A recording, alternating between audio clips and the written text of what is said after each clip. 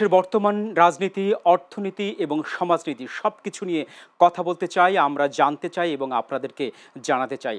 দর্শক, আমন্ত্রণ জানাচ্ছি লিডারশিপের আজকের আয়োজনে। সাথে আছি নবুত রহমান, আর পরিবেশিত হচ্ছে team star, premium holdings limited এবং ইনটেক প্রপার্টিস লিমিটেডের সৌজন্যে। দর্শক, ত্রয়োদশ জাতীয় সংসদ নির্বাচনের রোডম্যাপ ঘোষণা করেছে ইসি।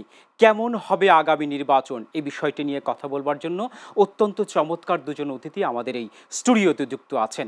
প্রথমেই বাম দিক থেকে আমি পরিচয় করিয়ে দিতে চাই আলহাজ ভিপি ইব্রাহিম, সহসভাপতি, জাতীয়তাবাদী কৃষক দল। এরপরে আমার ডান দিকে আছেন M A Yusuf, vice president, Janata party Bangladesh. আপনাদের দুজনকে স্বাগত জানাচ্ছে আমাদের এই আয়োজনে। ধন্যবাদ। দর্শক, আমরা কথা বলতে চাই আগামী নির্বাচন এবং রোডম্যাপ নিয়ে। ভিপি ইব্রাহিম, আপনার কাছে প্রথমে আমরা একটু আসতে চাই। জাতীয় নির্বাচন কমিশন আগামী ত্রয়োদশ জাতীয় সংসদ নির্বাচনের রোডম্যাপ ঘোষণা করেছে। কিছু কিছু দল স্বাগত জানাচ্ছে, বিশেষ করে বিএনপি স্বাগত জানিয়েছে এবং বেশ কিছু দল কিন্তু একটু অখুশি বা নাখোশ রয়েছে। আপনার কাছে কি মনে হয় যে ইসি যে নির্বাচনের তারিখ রোডম্যাপ ঘোষণা করলো, আপনার বিশ্লেষণ বা মূল্যায়ন কি? রোডম্যাপ যেটা ঘোষণা হয়েছে, আসলে তো এটা আমাদের দাবির অন্যতম একটাই বিষয় ছিল। আমরা গত 17 বছর আন্দোলন করেছি।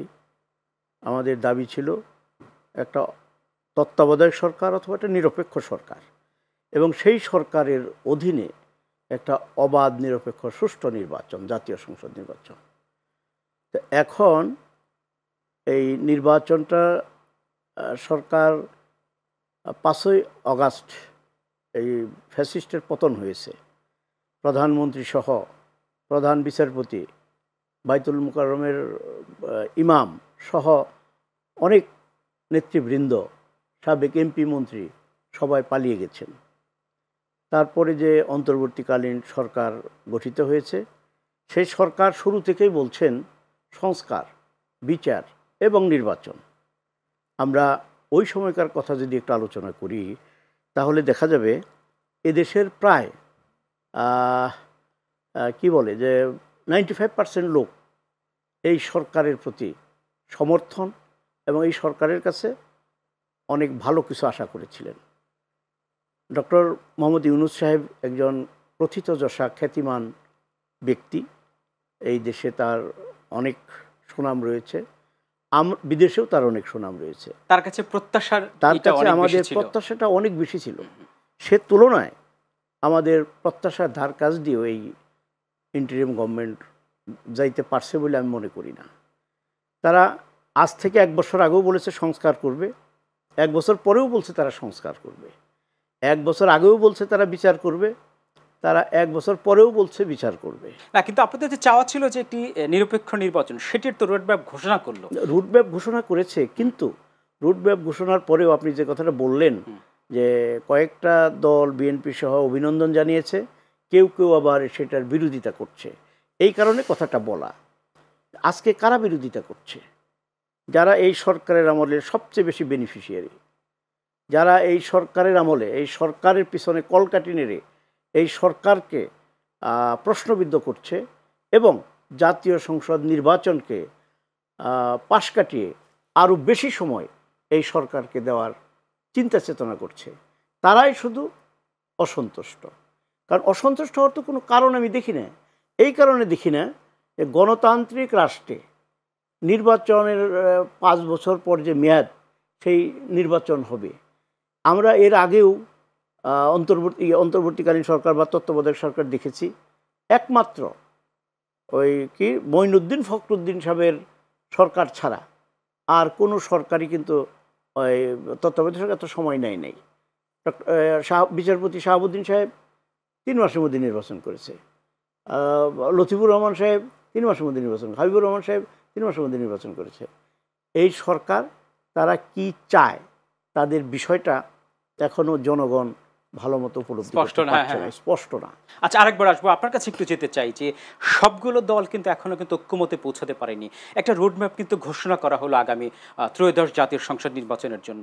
এই যে সবগুলো দল আসলে ঐক্যমতে পৌঁছাতে পারছে না, এই রোডম্যাপকে কিছু দল স্বাগত জানিয়েছে, আবার কিছু দল বিপরীত দিকে যাচ্ছে, কিছু দল বলছে যে ফেব্রুয়ারিতে নির্বাচন হতে দিব না। আপনার কাছে কি মূল্যায়ন কেমন, বিশ্লেষণ কেমন? সবাইকে আমার পক্ষ থেকে, জনতা পার্টি বাংলাদেশের পক্ষ থেকে দর্শক শ্রোতাদেরকে স্বাগত জানাচ্ছি, শুভেচ্ছা জানাচ্ছি। আপনি যে বিষয়টা জানতে চেয়েছেন, বিএনপি স্বাগত জানিয়েছে এবং অন্যান্য দলগুলি নাখোশ, স্বাভাবিকভাবে যেটা বলতে হয় নাখোশ। তারা বলতে গেলে অনেক কথাই বলা যায়, এবং কিছু কিছু দল কিন্তু বলেছেও যে আমাদের সাথে প্রতারণা করা হয়েছে, এরকম কিন্তু শব্দও কিন্তু তারা ব্যবহার করেছে। যে বিএনপি, আমার বিপি ইব্রাহিম সাহেব যেটা কথাটা বলেছেন, 17 বছর আন্দোলন সংগ্রাম করেছেন। 17 বছর আন্দোলন সংগ্রাম করতে যেয়ে আসলে বিএনপির মধ্যে বিভক্তি ছিল। নেতাদের আন্দোলন সংগ্রামের মধ্যে প্রশ্নবোধক কথা ছিল।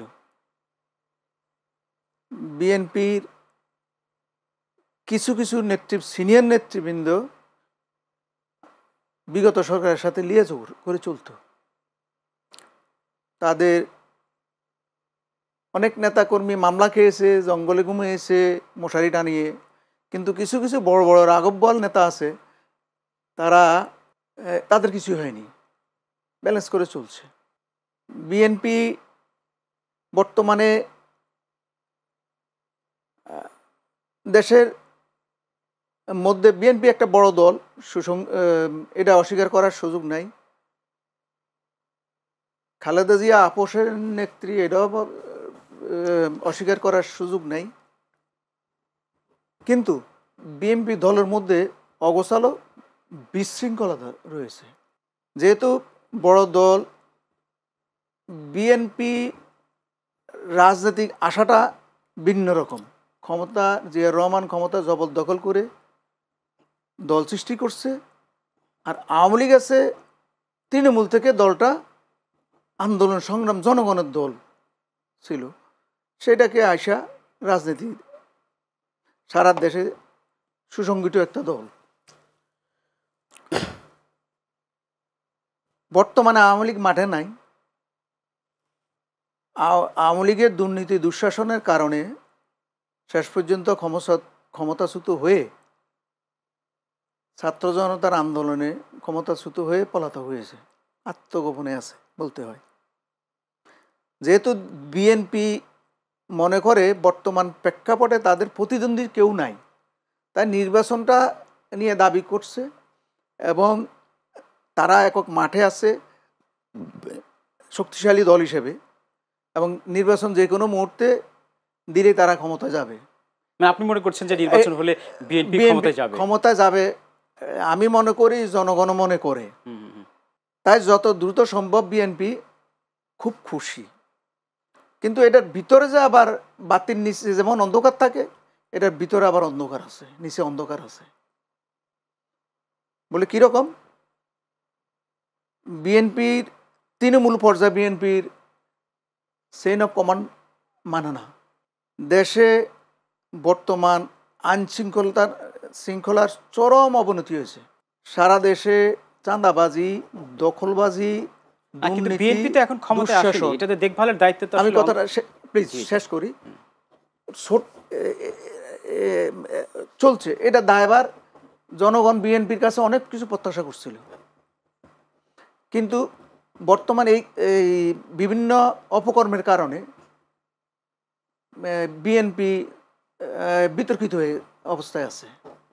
বিএনপি মনে করে, তারপরেও মনে করে যত দ্রুত সম্ভব নির্বাচনে অংশগ্রহণ করে তারা বিজয়ী হবে, তারা এই জন্য খুব খুশি। ছোটোখাটো দলগুলি তারা এখনও এক বছরের মধ্যে আগে কোনো জামাত, এনসিপি, তাদের সুসংগঠিত সারা দেশে সংগঠনটা এখন গোছায় উঠতে পারে নাই। তো যদি এই মুহূর্তে যদি নির্বাচন দেয়, তাহলে তারা বিএনপির সাথে কাটিয়ে উঠাটা আপনার কাছে আরেকবার আসবো। ভিপি ইব্রাহিম, আপনার কাছে আসতে চাই, যে কথাগুলি ভাই বললেন যে বিএনপির মধ্যে কিছু বিভেদ রয়েছে। আরেকটি প্রশ্ন আপনার কাছে আনতে চাই যে আগামী যে নির্বাচন, কিছু কিছু দল বলছে যে জাতীয় নির্বাচন কমিশনের সক্ষমতার আসলে ঘাটতি রয়েছে, এই বিষয়টিও আপনি একটু বিশ্লেষণ করবেন। ধন্যবাদ। এখানে সম্মানিত সহ-আলোচক বিএনপির মধ্যে অনৈক্য এবং বিএনপিকে অগোছালো বলে মন্তব্য করেছেন। আসলে উনি কিভাবে এটা বললেন, আমরা যদি একটু পিছনের দিকে আসি, এত নির্যাতনের পরেও এই বিএনপি ছেড়ে একটা লোক, একটা নেতা কোথাও গিয়েছে, কোনো দলে যায়নি। এরকম কোনো নজির নেই। ভাই হয়তো বলবেন যে ব্যারিস্টার শাহজাহান ওমর, শমশের মোবিন চৌধুরী, তারপরে সাংবাদিক নেতা শওকত সাহেব, এরা তো বেইমানি করেছে এবং তাদেরকে দল থেকে বাদ দেওয়া হয়েছে। তারা দল ছেড়ে যাওয়ার সুযোগ পায় নাই, তাদেরকে দল থেকে বহিষ্কৃত করা হয়েছে। সুতরাং বিএনপি কখনোই অগোছালো দল না। এত বড় একটি রাজনৈতিক সংগঠন, সেখানে মত পার্থক্য থাকতে পারে, কিন্তু কেউ বিএনপির মধ্যে বিভেদ সৃষ্টি করে, বিএনপির ক্ষতি করে বা জনস্বার্থ বিরোধী কোনো কাজ করে বিএনপিতে টিকতে পারবে না।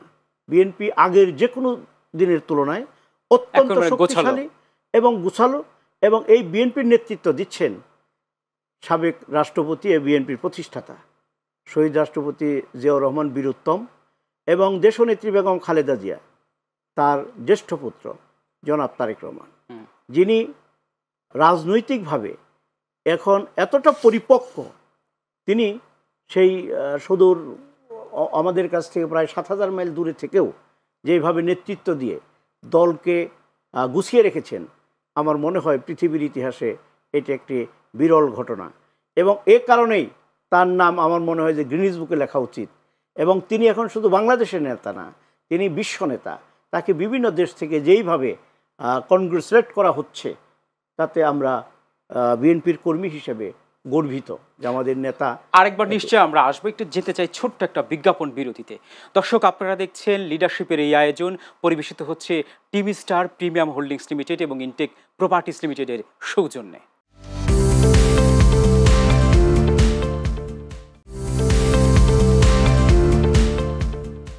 দর্শক, সাথে থাকবার জন্য অসংখ্য ধন্যবাদ। আমরা বিরতির পরে আসতে চাই ইউসুফ আপনার কাছে, যে বর্তমান সরকারের প্রতি তো মানুষের একটি প্রচণ্ড রকম চাওয়া ছিল, 1 বছর তারা পূর্ণ করছে এবং তাদের তরফ থেকে বলা হয়েছে আমরা দ্বিতীয় বর্ষে পদার্পণ করলাম এবং এটি নির্বাচনের বছর। ইতিমধ্যে কিন্তু রোডম্যাপও কিন্তু পরিষ্কার করা হয়েছে, রোডম্যাপ দেওয়া হয়েছে ত্রয়োদশ জাতীয় সংসদ নির্বাচনের জন্য। আগামী জাতীয় সংসদ নির্বাচনের জন্য আসলে বর্তমান সরকার কতটা সক্ষম বলে আপনি মনে করছেন? বর্তমান সরকার গতকালকের বিভিন্ন মিডিয়াতে একজন নির্বাচন কমিশন বলছে তফসিল ঘোষণা করার বিষয়ে, আরেকজন বলছে সবচেয়ে খারাপ নির্বাচনের মুখোমুখি হতে হচ্ছে। এবং ইসে কিন্তু আরেকটি প্রশ্ন করেছেন যে আমাদের আগামী নির্বাচন কিন্তু বড় একটি চ্যালেঞ্জও রয়েছে আমাদের জন্য। চ্যালেঞ্জ রয়েছে। হ্যাঁ।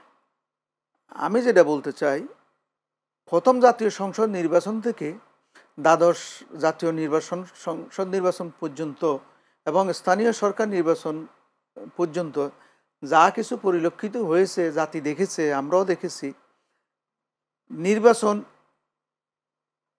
করতে যে অর্গানগুলি দরকার, নির্বাচন করে প্রশাসনিক যে ব্যবস্থা, চেইন অফ কমান্ড ভেঙে পড়া প্রশাসন দিয়ে নির্বাচন কতটুকু সুষ্ঠু করা যাবে।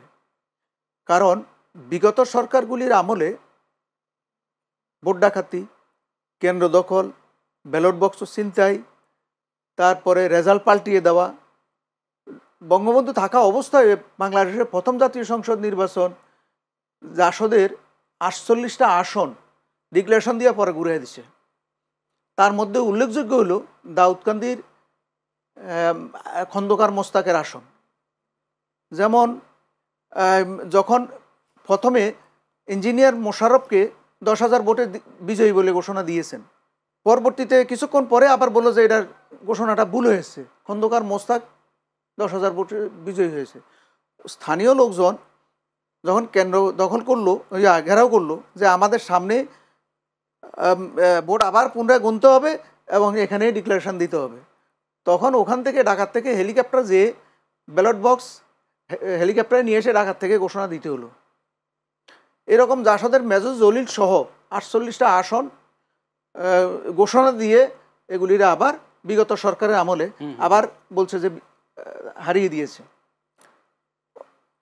বাংলাদেশের শুরু স্বাধীনতার পর থেকে প্রথম জাতীয় সংসদ নির্বাচন ইতিহাসটা শুরু এইভাবেই।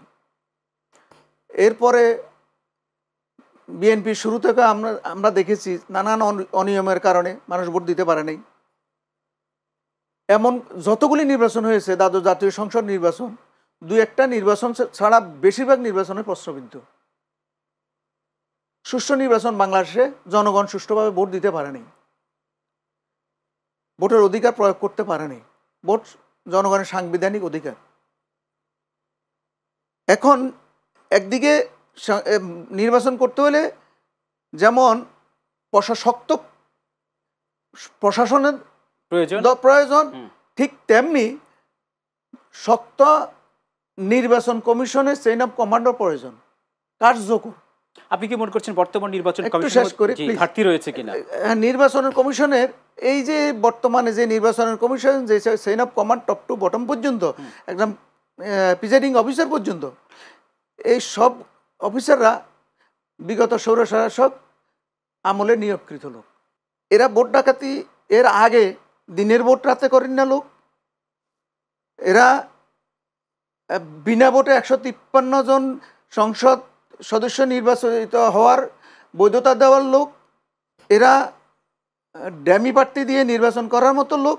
আমি যেটা মনে করি, পরিচ্ছন্ন সকলে দেশে বিদেশে সকলের গ্রহণযোগ্য নির্বাচন করার মতো সক্ষমতা বর্তমানে এই প্রশাসনের আছে কিনা এটা প্রশ্নবিদ্ধ, নির্বাচন কমিশনের আছে কিনা প্রশ্নবিদ্ধ। নির্বাচন এই বিষয়টি আরেকবার নিশ্চয়ই আপনার কাছে আসবো। আপনার কাছে যেতে চাই, যেটি আমরা বিরতির আগে আমরা বলছিলাম যে বর্তমান নির্বাচন কমিশনের আসলে সক্ষমতা কতটুকু রয়েছে।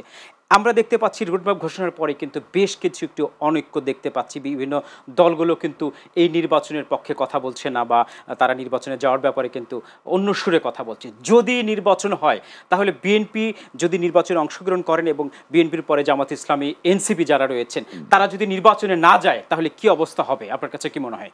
আমি যেটা মনে করি, বর্তমান সরকার এবং বর্তমান নির্বাচন কমিশন তাদের সক্ষমতা নিয়ে প্রত্যেকটি সচেতন নাগরিকেরই প্রশ্ন আছে। তাদের সক্ষমতা একটা প্রশ্নবিদ্ধের মধ্যে রয়ে গেছে। এই সরকার প্রশাসনকে ঠিকমতো চালাতে পারছে না।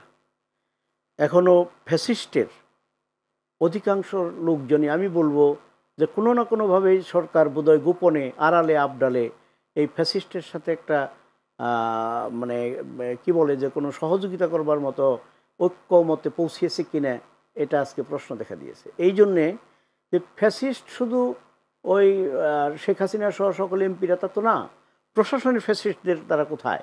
যে একজন সচিব তারা তো রয়ে গেছে, যে একজন পুলিশ সরিয়ে দিলে কি হইল? এই ফ্যাসিস্ট রেখে তারা কিভাবে অবাধ একটি সুষ্ঠু নির্বাচন করবে, এটা আমার বোধগম্য নয়। আর নির্বাচন কমিশন তাদের শক্তি সামর্থ্য নির্ভর করবে কিন্তু সরকারের দেয়া সিদ্ধান্ত মোতাবেক। সরকার কতটুকু তাদেরকে মানে ক্ষমতা দিবে, এইগুলোর উপর অনেক কিছু নির্ভর করে। তবে এই দেশে একটি অবাধ সুষ্ঠু নির্বাচন হওয়া প্রয়োজন, এটা দেশের মানুষ মনে করে। জামাত এবং এনসিপি, আমি আগেই বলেছি, এই সরকারের সবচেয়ে বড় বেনিফিশিয়ারি জামাত এবং এনসিপি, সুবিধাভোগী। তারা তো এরকম করে যতদিন নির্বাচনটা বিলম্বিত করা যায় এটাই তাদের প্রচেষ্টা। তবে আমার ধারণা, এটা আমার ব্যক্তিগত ধারণা, তারাও নির্বাচনে আসবে। তারা নির্বাচন শেষ পর্যন্ত বয়কট করবে না, কারণ এরা তো ফ্যাসিস্টের বিরুদ্ধে আন্দোলন করেছে এবং অবাধ সুষ্ঠু নির্বাচনের কথা বলেছে একই সুরে সুর মিলিয়ে। আরেকবার আসবো আপনার কাছে, আপনার কাছে একটু যেতে চাই। তারা কেন নির্বাচনে আসবে না? তারা মানুষকে কি বলবে? এই জন্য আমি মনে করি এই নির্বাচনে তারা শেষ পর্যন্ত, আপনার ধারণা আগামী নির্বাচনে সবাই অংশগ্রহণ করবে? আপনি কি মনে করেন কিনা আগামী নির্বাচনে সবাই অংশগ্রহণ করবে কিনা, এবং যে নতুন দলগুলো যারা প্রাথমিক যেটা সদস্য পদের জন্য ঘোষণা করেছে তারাও আসবে কিনা, কি মনে হয় আপনার কাছে? আমি মনে করি এটা নিয়ে প্রশ্নবোধক প্রশ্ন রয়েছে। কেন? বিএনপি মনে করে তারা এই মুহূর্তে ভোট দিলেই তারা যেন তেনভাবে ক্ষমতা চলে আসতে পারবে। না, বিএনপি অবাধ সুষ্ঠু নির্বাচনের কথা বলে, জনতনভাবে সুষ্ঠু নির্বাচন বিগত বিএনপির আমলে জনতনভাবে ক্ষমতায় কখনোই যাবে না, যায় নাই। বিএনপির আপনি কি বুকে হাত দিয়ে বলতে পারবেন বিগত নির্বাচনগুলি বিএনপির আমলে সুষ্ঠু হয়েছে? আমি মানে 100% না হলেও 90% তো হয়েছে, হয়নি, হয়েছে। তারাও এরকম জিয়াউর রহমান নিজেই তো ক্ষমতা কুক্ষিগত করে দখল করে সরকার দল গঠন করছে। না, আপনি এটা ভুল বলতেছেন। জিয়াউর রহমান ক্ষমতা দখল করে নাই, করছে। জিয়াউর রহমানকে ক্ষমতায় নিয়ে আসা হয়েছে মানে কি বলে সেনাবাহিনীর সদস্যরা এবং মানে জনগণ ঐক্যবদ্ধভাবে সেই জাতীয় বিপ্লব ও সংহতি প্রকাশ করে শহীদ রাষ্ট্রপতি জিয়াউর রহমান বন্দি দশার থেকে তাকে বের করে নিয়ে এসে তারপরে তাকে ক্ষমতায় অধিষ্ঠিত করা হয়। জাতির সামনে ভুল ব্যাখ্যা দিলে তো এটা একটা মানে ইতিহাস বিকৃতি হয়ে থাকবে। জিয়াউর রহমান কখনোই ক্ষমতা দখল করেন নাই, কুক্ষিগত করেন নাই। জিয়াউর রহমান ক্ষমতা যে আপনি যে সিপাহী জনতার কারা ছিল? কর্নেল তাহের নেতৃত্ব দিছে। জনতা কারা ছিল? তখন জাসদ নেতৃত্ব দিছে। তো এই জাসদ নেতৃত্ব দিয়ে সিপাহী জনতার নেতৃত্বে 7 নভেম্বর জিয়াউর রহমানকে মুক্ত করছে। মুক্ত করার পরে জিয়াউর রহমান রাষ্ট্রদ্রোহিতার মামলায় সেই কর্নেল তাহেরকে ফাঁসি দিল। সিপাহী এবং জাসদকে নেতৃবৃন্দকে যাবজ্জীবন কারাদণ্ড দিল। সিপাহী জনতা, তাহলে ওনার কি আগমনটা কি শুভ ছিল? সুখকর ছিল? সুখকর ছিল না। এরপরে উনি পর্যায়ক্রমে হানা ভোট দিল, তারপরে পর্যায়ক্রমে জাগো দল করলো, তারপরে অন্যান্য দল করে সর্বশেষ জাতীয়তাবাদী বিএনপি দল গঠন করলো। তাইলে ওনার যে উনি কোনো রাজনৈতিক নেতৃত্ব ছিল, উনি একজন সামরিক বাহিনীর সর্বশেষ প্রধান ছিল। তো সামরিক বাহিনীর থেকে প্রধান হয়ে এসে উনি রাজনৈতিক দল করলো। বলতে গেলে তো অনেক কথাই বলতে হয়। হয়তো আপনি অনেক কিছু হয়তো জানেন কিনা আমি জানি না, কারণ আমি জানি না একটা দল করি, আপনি আমার চেয়ে বেশি জানেন। আপনারা বিএনপি তো সবসময় অপব্যাখ্যা দিয়ে আসছে না, কখনো যারা তাকে বাঁচিয়েছে কর্নেল তাহেরকে ফাঁসি দিয়ে দিচ্ছে। জাসদের নেতা আসম আব্দুর রব, মেজর জলিল সহ নেতৃবৃন্দকে যাবজ্জীবন কারাদণ্ড দিয়েছে। আসম আব্দুর রব সাহেব একটা বক্তব্যে কিন্তু জিয়াউর রহমানের সুনাম করেছে। তিনি বলেছেন যে আমি অসুস্থ ছিলাম, জিয়াউর রহমান সাহেবের ব্যবস্থাপনায় আমাকে জার্মানিতে নিয়ে চিকিৎসা করে নিয়ে আসা হয়েছে। এবং আমি বলতে চাই, জিয়াউর রহমানের যারা শত্রু, আপনি আজকে যে ভাষায় কথা বললেন, জিয়াউর রহমানকে যারা অপছন্দ করে তারাও এই কথাটা বলে না। জিয়াউর রহমানের সততা, জিয়াউর রহমানকে ক্ষমতার আসনে আসা নিয়ে কখনোই এগুলা হয় না। তাহির সাহেব যখন ফাঁসি হয় তখন রাষ্ট্রপতিকে, তখন এবং জিয়াউর রহমান সাহেব যখন ক্ষমতায় অধিষ্ঠিত হন তখন রাষ্ট্রপতিকে। এখানে রাষ্ট্রপতি ছিলেন খন্দকার মুস্তাক, তার পরবর্তীতে আবু সাইদ। তা আপনি কেন রাষ্ট্রপ্রধানকে বাদ দিয়ে, রাষ্ট্রপতিকে বাদ দিয়ে একজন সেনাবাহিনীর প্রধানকে আপনি দোষারোপ করছেন? তখন জিয়াউর রহমানই ক্ষমতা গ্রহণ করছে, জিয়াউর রহমানই সব কিছু নিয়ন্ত্রণ করছে, সামরিক প্রশাসকের অধীনেই বিচারটা হচ্ছে। আমরা যেতে চাই, একদম শেষ পর্যায়ে চলে এসেছে। আমরা একটু কথা বলতে চাই পিআর পদ্ধতি নিয়ে। এইটি নিয়ে কিন্তু একটা আলোচনা চলছে। কয়েকটি দল পিআর পদ্ধতির পক্ষে কথা বলছে এবং বেশিরভাগই পিআর পদ্ধতির বিপক্ষে। আপনার কাছে কি মনে হয় যে পিআর পদ্ধতির আসলে এই বর্তমান সময়ের জন্য কতটা গ্রহণযোগ্য? 5 তারিখের পরে কখনো সচিবালয়ে আগুন, 5 তারিখের পরে সরকারের ইচ্ছা কখনো স্থানীয় সরকার নির্বাচন, 5 তারিখের পরে আবার শুরু হলো পিআর। এগুলো কিছুই না, শুধুমাত্র বর্তমান সরকারের প্রধান ইউনূস সাহেবকে খুশি করার জন্য, যাতে নির্বাচন বিলম্বিত হয়, এই কারণে এগুলো বলা হয়। যার সাথে মানুষের পরিচয় নেয়, জানা নেয়, শোনা নেয়, নতুন করে একটা জিনিস চাপিয়ে দিলে দেশের মানুষ মানবে সেটা? এটা মানবে না। সুতরাং এগুলো শুধুমাত্র যাতে যারা ক্ষমতায় বেশি দিন থাকতে চায় তাদের খুশি করা এবং সময়ক্ষেপণ করা, এই সরকারের মেয়াদ আরেকটু বাড়িয়ে দেওয়া, অন্য আর কিছু। আপনার কাছে কি মনে হয় বড় দল কতটা সুবিধা পাবে আর ছোট ছোট দলের জন্য কতটা অসুবিধা এই পিআর পদ্ধতি? পিআর পদ্ধতিটা কি আগে অনেকেই জাতীয় এখনো বুঝে না, অনেকেই বুঝে না। এটা বুঝতে হবে। বাংলাদেশ পিআর পদ্ধতিতে ইতিপূর্বে কখনোই ভোট হয় নাই। পিআর পদ্ধতি বিএনপি ভয় পাচ্ছে, আর পিআর পদ্ধতি ছোটোখাটো দলগুলি আগ্রহ প্রকাশ করছে। কারণ বিএনপি সারা দেশে তাদের যে সকল লোক আছে, কিভাবে বিগত ফ্যাসিস্ট সরকারের মতো ক্ষমতা গ্রহণ করা যাবে, তারা এই ব্যাপারে ভালো কৌশল জানে, অভিজ্ঞ। পিআর পদ্ধতি হলে বিএনপি একটু কোণঠাসা হবে, বিএনপির আসন কমে যাবে আশঙ্কা করতেছে। আর পিআর পদ্ধতি হলে ছোটোখাটো দলগুলি তাদের 94 সারা দেশেই ভোট আছে।